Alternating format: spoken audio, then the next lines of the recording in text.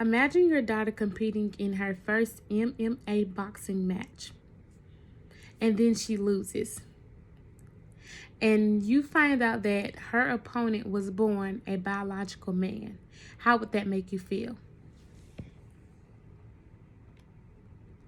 Fallon Fox is the first openly transgender fighter who left her opponent in her 2014 competition with a fractured skull to her frontal lobe. Now, what is a transgender? A transgender is a person who was born at birth a biological male, and then at some point in their life they decided to undergo changes which will make them appear as a woman. The differences between a biological man and a woman is determined by genetics and hormones. Biological men are born with greater muscle mass.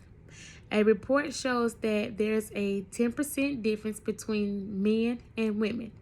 Men are averaging around 40, while women are averaging around 30%. Men have stronger bones, heart, and lungs over cisgender women as well. Men and women differ athletically as well based on height, body fat, weight, and aerobic. Both women and men have hormones that serve different benefits in the body. Both men and women both carry testosterone and estrogen. For women, it helps maintain both the reproductive system and female characteristics such as breast and pubic hair. It also helps both men and women to protect your bone and heal the skin from any injuries or bruises. Now, for men to test testosterone, speaking sports talks also gives them another advantage, such as 2 types of muscle fibers, which helps increase power, strength, and speed.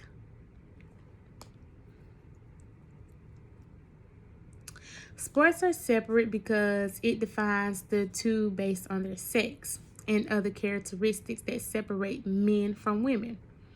A scientist stated that transgender men must take hormone suppressants for at least 2 years before seeing a decline in their hormone levels.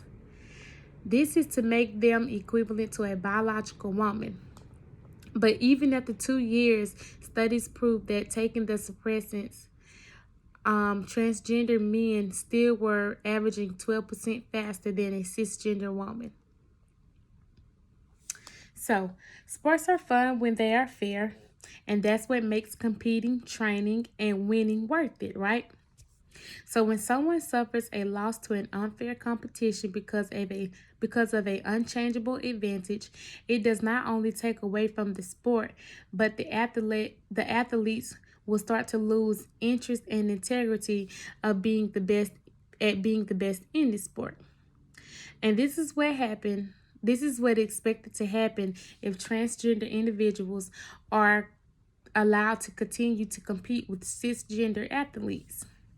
So even though they take hormone suppressants that allow their bodies to undergo changes rather than their body occurring them naturally, studies have shown that transgender women will still dominate their cisgender component in any competitions, which will still make the sport unfair.